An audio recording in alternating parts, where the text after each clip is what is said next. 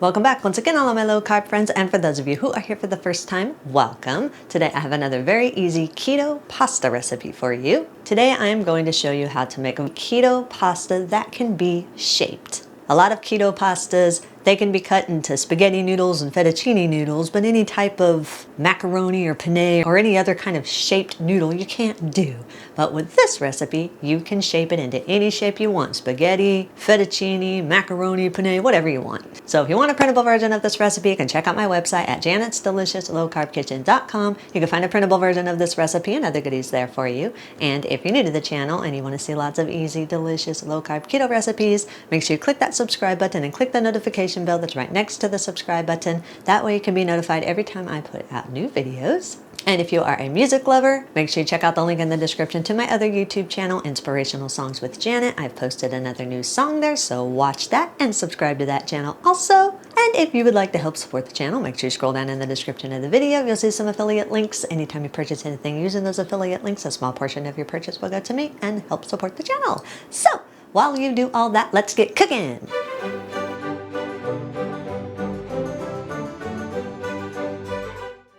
In a large mixing bowl, combine 90 grams or around 3/4 cup of coconut flour, 13 grams or around 4 teaspoons of xanthan gum. If you don't want to use xanthan gum, you can use cognac powder. Add 3 grams or around 1 teaspoon of unflavored gelatin powder, a 1/4 teaspoon of salt, and if you want to, you can add some dry seasonings to give your noodles a little bit of flavor. I'm just leaving mine plain. Sift everything together until all the dry ingredients are fully combined and there are no lumps. Add 2 large room temperature eggs.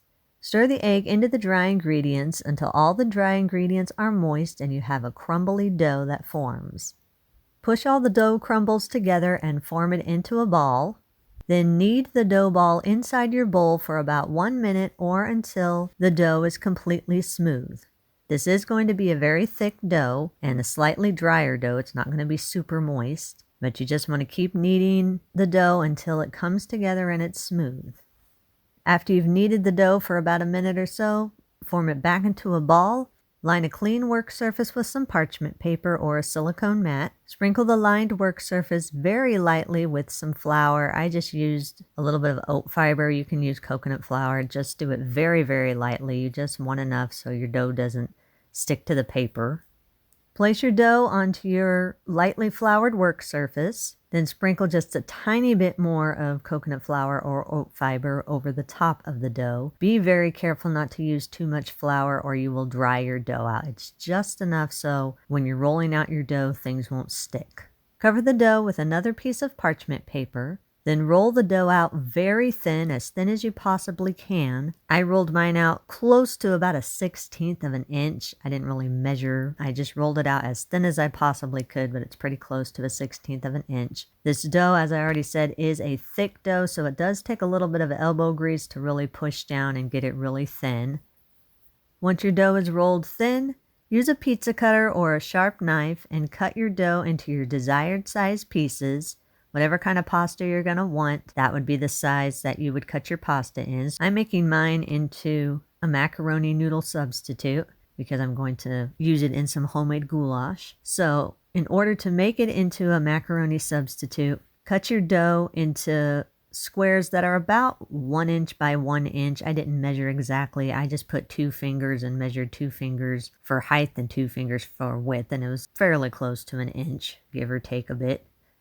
After you've cut your dough in your desired size pieces, and if you're wanting to make the noodles as a macaroni substitute, then after you've cut it into the squares, take a toothpick or a metal skewer and place it diagonal in the center of each one of the squares. Then roll the dough square corner to corner around the skewer or the toothpick, whichever one you're using. Roll it over just enough so that the corners overlap each other. So you're going to have that hole in the middle that traditional macaroni noodles have. Mine looks more like penne noodles, I guess, but either or it works. Once the corners are overlapping, very gently press the ends against the skewer or against your fingers so you can seal the ends of the pasta together. You want to make sure that your pasta roll is completely sealed on the ends. You don't want any cracks, otherwise when you go to cook it, your pasta noodle will fall apart and it won't look like a macaroni or a penne noodle.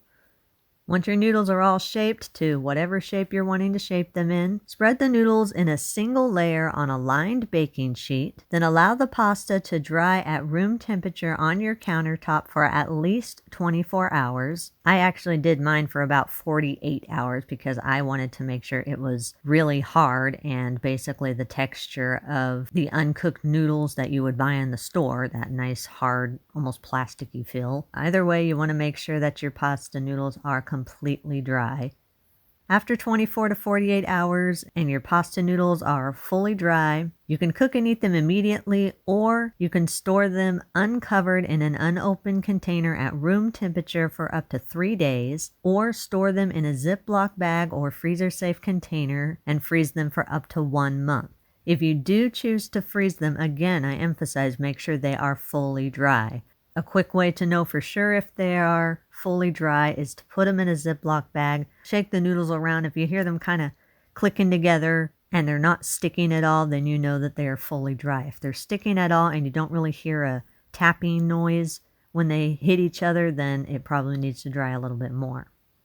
When you are ready to eat the pasta, to cook the pasta, bring roughly about 6 cups of water to a full boil. It doesn't have to be exactly 6 cups, you just want enough to be able to cover the noodles a lot. Once the water's at a full boil, boil the pasta for 45 seconds to 1 minute. These cook like instantly. When they're ready, they'll float up to the top and they'll be a little bit lighter in color than when you put them in. They should be softened, but they should still be firm. Do not overcook. If you overcook these, they will turn to mush. So you just want them in there for no more than a minute. Now, if you've frozen your pasta like I did, then I usually take it out of the freezer and just let it sit on the countertop until it comes to room temperature while I'm making whatever sauce I'm making. These only take a minute to cook, so you don't want to make them way before you've made your sauce. After 45 seconds to a minute and your pasta's cooked, drain your noodles, and you can use these in any recipe that requires pasta. I used mine in a homemade goulash, which I will post that recipe probably tomorrow for you guys. All right, here we are with my yummy looking pasta. Hopefully you can see that without me dumping it all over the floor. Looks yummy, looks like normal penne macaroni style type noodle. So it looks good. It's got a really nice, that soft texture that regular pasta normally has. It has that little bit of slick coating on the outside that regular pasta usually has. It looks good. It smells good. The sauce smells good. I'm going to get a piece of pasta that doesn't have a whole lot of sauce on it just so I can get the idea of what the actual pasta tastes like.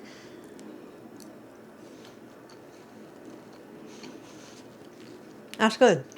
That is good. I like that. Now keep in mind, you're never going to have the exact texture of quote-unquote normal pasta. It's just not going to happen with coconut flour especially, but any type of gluten-free pasta, you're just not going to have the same exact texture. But this is very close and it is very good. It has a really nice texture, really nice flavor.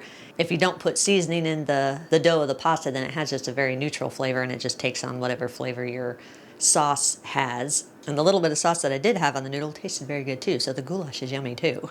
But yeah, this is very tasty pasta. Just remember the key to coconut flour pasta is rolling your dough very thin. Coconut flour dough is always thick and dense, so if you're gonna get a good pasta, you have to roll it out very thin. I rolled mine out very thin and it has an excellent texture. It's very good. A very awesome filling pasta substitute. I like this. This is good stuff. It is a, see, thumbs up. Yes, thumbs up. Very good. And that's the recipe of the day. I hope you enjoyed it. If you did and you want to see more videos like this, make sure you click that thumbs up like button and click that subscribe button. Leave me a comment if you want to. Let me know if there's any recipes that you'd like to learn how to make, and I'll do what I can to get those out there for you. And as always, keep cooking.